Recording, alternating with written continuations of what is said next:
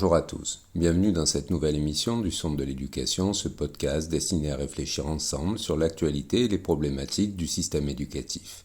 Après avoir traité du baccalauréat professionnel la dernière fois, je vous propose de nous intéresser dans cette émission au baccalauréat général et technologique dont les élèves vont passer les épreuves écrites du 16 au 19 juin. En introduction, nous ferons un peu d'histoire des mots en essayant de percevoir l'origine des termes de baccalauréat et de bachelier. Ensuite, nous tenterons de répondre à une question somme toute très simple, comment les élèves passent-ils le baccalauréat aujourd'hui dans notre pays ? L'examen a en effet été profondément modifié en 2018 par le ministre Blanquer, suite au rapport rédigé par Pierre Mathiot, lui-même ayant été directeur de Sciences Po Lille pendant de nombreuses années. Enfin, dans un deuxième podcast à venir prochainement, nous nous intéresserons aux grands débats actuels concernant ce diplôme du baccalauréat.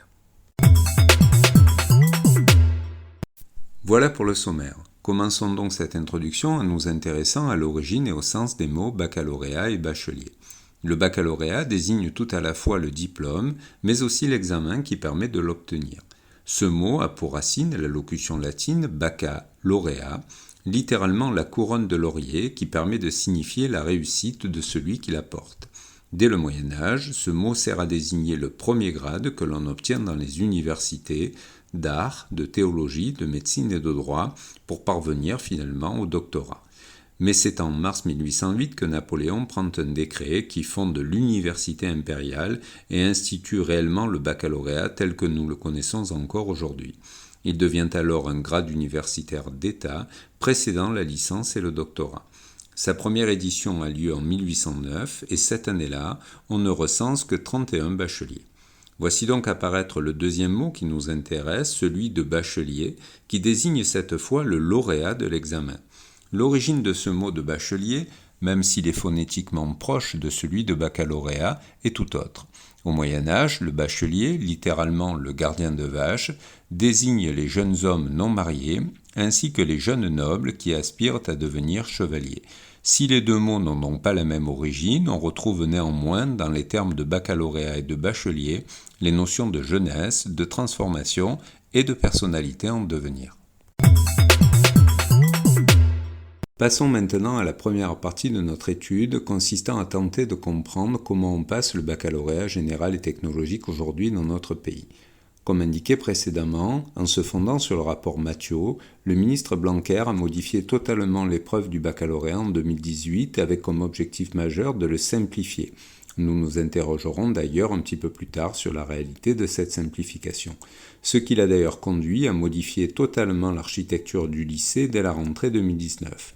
Et pour comprendre comment on passe le baccalauréat aujourd'hui, il faut tout d'abord bien saisir le fonctionnement de ce nouveau lycée issu de cette réforme.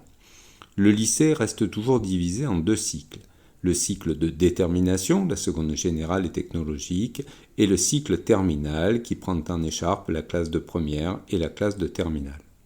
La réforme concerne essentiellement le cycle terminal. Avant cette réforme, les élèves et leurs parents avaient le choix de postuler en fin de seconde sur une série technologique, il en existait plusieurs, les séries STL, STI2D, STMG, etc., ou sur les diverses séries de baccalauréat général qui existaient également, la série S, scientifique, la série ES, économique et sociale, et la série L, la série littéraire. Avec la réforme, les séries technologiques continuent d'exister, même si elles sont remodelées. Mais c'est surtout la série générale qui est modifiée.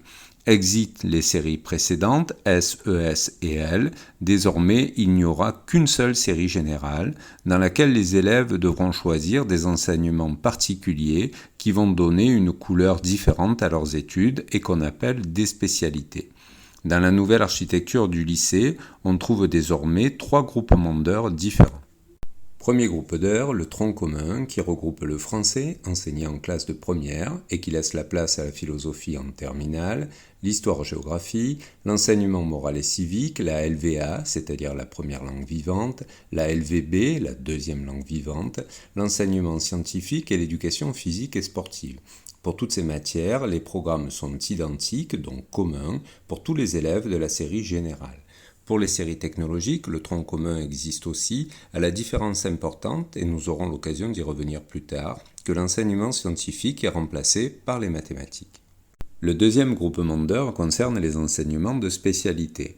Toute une série de spécialités sont alors créées au niveau national et il est à noter que chaque lycée ne les propose d'ailleurs pas toutes.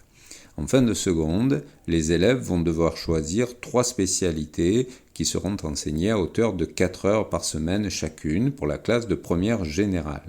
En fin de première générale, les élèves devront choisir d'abandonner une de ces 3 spécialités pour n'en conserver que 2 qui seront enseignées à hauteur de 6 heures chacune en classe de terminale. Globalement, les horaires dévolus au tronc commun et aux spécialités dans l'emploi du temps des élèves sont équilibrés. Les séries technologiques sont elles aussi revêtues des habits de cette réforme, sauf que le choix de la série technologique vaut choix de spécialité. Quand vous optez pour la série STMG, vos 3 spécialités à suivre en classe de première sont déjà déterminées, ainsi que les 2 que vous devez conserver pour la classe de terminale. Idem pour les autres séries technologiques. Le tronc commun et les enseignements de spécialité sont obligatoires. Mais il existe aussi un 3e groupement d'heures possible qui est cette fois facultatif, c'est-à-dire que les élèves ne sont pas obligés de le prendre, il s'agit des enseignements optionnels. Parmi ces options, certaines sont proposées dès la classe de première, d'autres ne sont accessibles qu'en terminale. Cela tant pour la série générale que pour l'ensemble des séries technologiques. Chaque option correspond normalement à un volume horaire de 3 heures d'enseignement par semaine. Ayant compris comment fonctionne le nouveau lycée, nous pouvons maintenant nous atteler à l'explication de la manière avec laquelle on passe désormais le baccalauréat. Et, pour mieux comprendre encore, réfléchissons tout d'abord ensemble sur les différentes manières qui peuvent exister afin de passer un examen comme celui-là. En fait, il en existe essentiellement 2. La première manière consiste à considérer le baccalauréat non pas comme un examen, mais comme une sorte de certificat de fin d'études secondaires et, partant, de l'obtenir par la voie du contrôle continu intégral. On considère dès lors qu'un élève qui obtient la moyenne générale sur l'année de terminale ou, dans un système sans notes, un élève qui valide l'ensemble des compétences requises a le niveau pour obtenir ce diplôme. C'est d'ailleurs ainsi, par la voie du contrôle continu, que le baccalauréat ou les diplômes de niveau identique sont obtenus dans bon nombre de pays. Ce système offre à la fois un avantage et un inconvénient. L'avantage est que l'obtention du diplôme est directement corrélée à l'investissement et au travail de l'élève durant la scolarité. L'inconvénient est que l'élève est directement évalué par ses propres enseignants et que l'on sait que, d'un professeur à l'autre, d'un établissement à l'autre, les évaluations peuvent être très différentes. Et l'existence même d'épreuves communes, dans les cas où elles sont prévues, ne suffit pas à réellement masquer ces différences d'évaluation potentielles. La deuxième manière consiste à décorréler totalement la réussite à l'examen de la scolarité effectuée durant l'année où on le passe. C'est ce qu'on appelle l'organisation d'un examen en épreuve terminale, c'est-à-dire organisé en fin d'année sur des sujets communs à l'ensemble des candidats à la même série. C'est d'ailleurs ainsi que l'on passait le baccalauréat en France avant la réforme de 2018. En terminale, les élèves passaient une semaine d'épreuves écrites à partir de la mi-juin sur la quasi-totalité des matières qu'ils avaient étudiées durant l'année. L'immense avantage de ce système est son équité. Tous les élèves sont évalués en même temps sur les mêmes sujets. L'inconvénient est que des accidents sont toujours possibles. Ainsi, des élèves qui n'ont rien fait durant l'année et qui sont subitement touchés par la grâce au printemps peuvent réussir. A contrario, des élèves besogneux et investis durant l'année peuvent être pris par le stress et rater cet examen. À noter également, et cela est une réflexion qui est loin d'être neutre, que le diplôme en contrôle continu est, au moins a priori, bien plus facile à organiser et surtout qu'il coûte beaucoup moins cher. Alors, entre ces 2 systèmes existants, contrôle continu et épreuve terminale, la solution qui a été choisie dans le cadre du nouveau baccalauréat a été de ne pas choisir, ou plus exactement de les mélanger. Ainsi, une part du diplôme, 40% de la note globale, est obtenue sur la base du contrôle continu. Une autre part, 60% de la note globale, est obtenue sur la base des preuves terminales.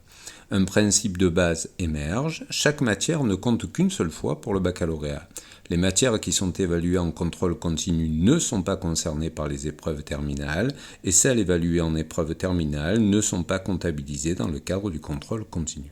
Voyons donc maintenant les matières qui sont évaluées en épreuve terminale. En fin de première, les élèves passent l'épreuve de français à l'écrit, coefficient 5, et à l'oral, coefficient 5. Le coefficient total affecté au français est donc de 10. En fin de terminale, il y a 3 épreuves écrites. une épreuve de philosophie, coefficient 8 pour la série générale et 4 pour les séries technologiques, et une épreuve pour chacune des 2 spécialités conservées en terminale, coefficient 16 pour chacune. À cela s'ajoute un grand oral qui s'appuie sur des sujets préparés par les candidats dans leur enseignement de spécialité, coefficient 10 pour la série générale et 14 pour les séries technologiques. Quand on ajoute l'ensemble de ces coefficients, on arrive bien au total de 60. Le contrôle continu concerne pour sa part les autres matières, c'est-à-dire celles qui ne font pas l'objet d'une épreuve terminale. Pour sa prise en compte, on commence par calculer la moyenne générale de chaque matière concernée, en classe de première comme en classe de terminale. Pour calculer cette moyenne générale, il suffit d'ajouter la moyenne des 3 trimestres de la matière qui nous intéresse pour l'année concernée et de diviser le total ainsi obtenu par 3. Pour le calcul du baccalauréat, cette moyenne générale est ensuite affectée d'un coefficient. C'est ainsi le cas pour les matières suivantes. L'histoire-géographie, qui a un coefficient total de 6, 3 pour l'année de première et 3 pour celle de terminale. Idem pour la LVA, la LVB et soit l'enseignement scientifique pour la série générale, soit les mathématiques pour les séries technologiques. L'enseignement moral et civique a un coefficient total de 2, 1 pour l'année de première et 1 pour l'année de terminale.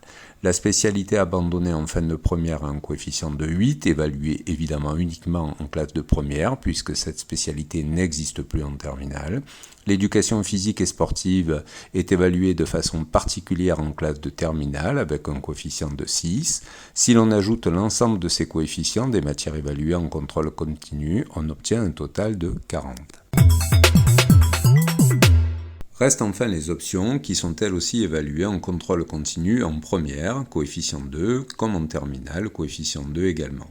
Par contre, pour avoir la note finale au baccalauréat, on divise le total des points obtenus non plus par 100, mais par 102 si l'élève a suivi une option uniquement en première ou en terminale, ou par 104 si l'élève a suivi cette option sur les 2 années d'études. De plus, si dans la version précédente, les options ne pouvaient que rajouter des points, puisque seuls les points au-dessus de 10 étaient comptabilisés, désormais on peut en perdre. Bien évidemment, tout ce que nous venons d'expliquer ne concerne que le baccalauréat. Dans le cadre de Parcoursup, en effet, les notes prises en compte sont les moyennes de chaque matière des 3 trimestres de la classe de première et des 2 premiers trimestres de la classe de terminale. Voici désormais expliqué, à défaut d'être totalement clarifié, la manière avec laquelle on passe le baccalauréat général et technologique aujourd'hui. Dans notre prochain podcast, nous aborderons les questions qui font actuellement débat autour de ce diplôme. Le baccalauréat a-t-il vraiment été simplifié ou pour être un petit peu plus précis, qu'est-ce qui a réellement été simplifié avec cette nouvelle mouture ? Le baccalauréat sert-il toujours à quelque chose face à Parcoursup ? À quel moment de l'année de terminale doivent être positionnées les épreuves écrites ? Pourquoi ce baccalauréat et la nouvelle architecture du lycée général fluctuent autant sur la place accordée aux mathématiques ? En quoi cette nouvelle organisation de l'épreuve a-t-elle profondément modifié les rapports entre les enseignants d'un côté et les élèves et leurs parents de l'autre ? Merci à vous d'avoir assisté à cette émission et à très bientôt pour un nouvel épisode du Son de l'éducation. Au revoir.